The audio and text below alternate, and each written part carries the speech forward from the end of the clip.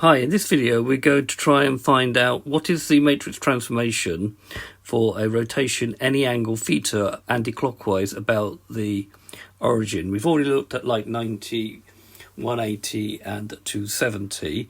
Well, what about any angle?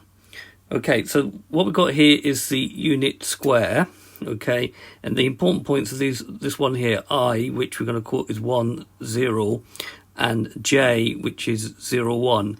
And remembering that the matrix is determined what happens to the image of this point under the given transformation about an anti-clockwise rotation about 0, 0. So if we click here, we can see the image, okay, and then we can move this slider will go up in degrees of 15 degrees. Let's do 30 degrees. Okay, so what's happened here, the shape has moved 30 degrees, it's been rotated 30 degrees about the origin. So this line here has gone through 30 degrees, and this line here has also gone through 30 degrees. Now, if we pop in this construction line here, and bring this down here to, this makes a right angle triangle, so we can do a little bit of trigonometry. The hypotenuse is length 1, which means that this length here is cos theta, and this length here is sine theta. So this is cos theta, sine theta, cos of 30 degrees, sine of 30 degrees, which is cos of 30 degrees is root 3 over 2, and sine of 30 degrees is half. Similarly, here, this is also moved through 30 degrees, this point here. So the x-coordinate here is going to be sine, but because it's this side of the axis, it will be minus sine theta, but the y-coordinate will be cos of this angle here. So this will be cos of 30, so this will be minus sine 30, which is minus a half, and cos 30, which is root 3 over 2.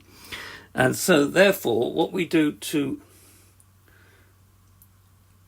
get the matrix,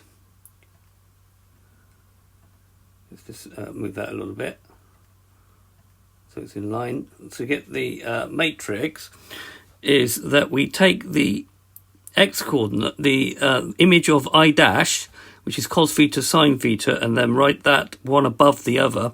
So it's cos, the x1 first, cos theta, sine theta, and then we take the coordinates of this point here and write it as minus sine 30 cos 30, the x1 above the y coordinate, and this therefore gives these exact values because we've got using 30 degrees here. Similarly, if we were to move it through to 45 degrees, again we're going to get exact values. Root 2 over 2, you recognise the sine and cos of 45 degrees. And we can get rid of the constructions now. And we can rotate it round. 75 we won't give very nice values because it can't get it in third form. But even in other quadrants, we'll get all the rotations for a particular angle. So that's 240 degrees. Where the coordinates will be. Okay, so this has been a video to show you how to find the, let's leave it on 45 degrees. This has been a video to show you how to find the matrix of a rotation theta degrees about the origin anti-clockwise in matrix form. I hope you've understood, and I thank you very much for watching. The GeoGebra applet I will put in the notes of this video.